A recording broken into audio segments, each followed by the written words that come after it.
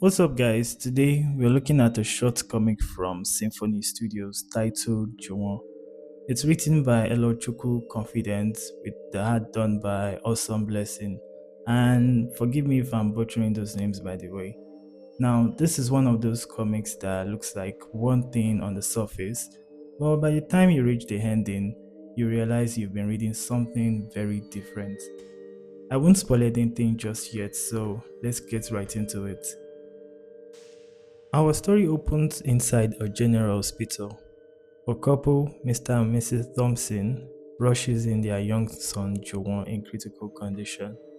The doctor tells them they did the right thing by coming in early, but he explained that more tests needed to be done to understand what's really going on with Juwon.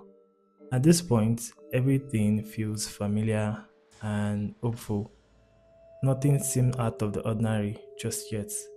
No one, including the Thompson, really has an idea how things are really going to get very soon.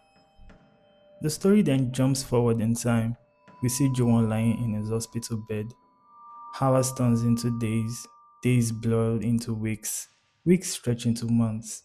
Instead of getting better, Juwon looks worse every time we see him in the panel. One evening, Juwon's mother visits the hospital. She chats casually with one of the nurses, talking about the food she brought for her son. Soon after, three kids arrive to see Juwon, his classmates, Sarah, Tola, and Michael. They explain that Juwon hasn't been in school for a long time, so they wanted to check up on him. The doctor tells them Juwon still needs more tests and observation, and visiting time is limited. But the kids, they have other ideas. They come up with a plan to steal the doctor's keycard just so they can see Juwon for themselves. And surprisingly, they pull this off. As the visiting hours end, the adults prepare to leave. The kids joke around pretending to follow along, but they deliberately lag behind. Once they are sure no one is watching, they decide to stay a little longer. They want to see Juwon on their own terms. And this decision is where things begin to change. The kids eventually reach the room where Juwon is being kept. They swipe the stolen key card and step inside. What they find immediately confuses them. Juwon isn't in just any hospital bed. He's sealed away in a glass containment chamber. This this doesn't add up. Why is he isolated like that? Before anyone can stop her, Sarah casually reaches for the controls and opens the containment chamber, suggesting they should ask Juwon himself what's really going on. The chamber opens and slowly Juwon begins to move. At first, Juwon just looks weak and disoriented. He struggles to sit up as the kids nervously talk around him, unsure of what to do next. Then, something strangely happens. Juwon's body starts to react in ways that don't look human. His face and body, they all start to transform. Before they can process what's really happening, the light suddenly cuts out. The room plunges into darkness, and in that brief moment, one of the kids catches a horrifying glimpse of what Juwon is becoming.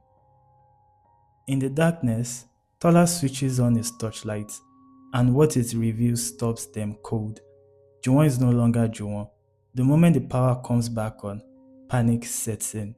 The kids rush back towards the door they came through, desperately trying to escape, but the door won't open, and now they're trapped in the room with whatever Juwon has turned into. Tola frantically struggles with the door controls. Then, in a blink of an eye, Michael is suddenly pulled away. It happened so fast they barely had time to react. Frozen in fear, Sarah and Tola can only watch as their friend is helplessly taken out by the monster. While the creature is momentarily distracted, Sarah and Tola make a desperate move. They try to sneak past it, aiming for the ventilation shaft in the room. But just as hope starts to creep in, the creature notices them, and in seconds, Tola is also gone, leaving Sarah alone. Sarah manages to crawl into the ventilation shaft. For a brief moment, she thinks she's safe. Then, suddenly, she's yanked back out. A violent struggle breaks out. In pure desperation, Sarah swings a torch, striking the creature hard enough to knock it unconscious. For now, barely able to stand, Sarah pulls herself together. She heads back to the door they originally came through. This time, it opens. She's free, or so she thinks. Just as relief sets in, Sarah freezes in horror. The nightmare isn't over. Sarah doesn't make it out alive. On the final page of the comic, we're taken somewhere else entirely, a hidden monitoring room. Inside, we see hospital staff calmly observing everything that just happened. One of the nurses turned to the doctor and asked if they should proceed with the contingency plan. That's when the truth becomes clear. This wasn't an accident.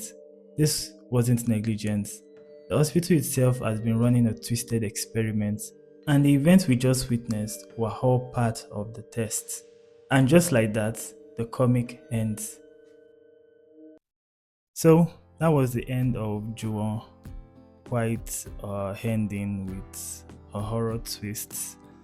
It presents itself almost like a children's story, and just like that, it turns into a nightmare by the ending. If you've enjoyed watching this read through and you like to pick up the comic and give it a read yourself, it's available on Symphony's official website. You can also pick it up on Global Comics and support the creators.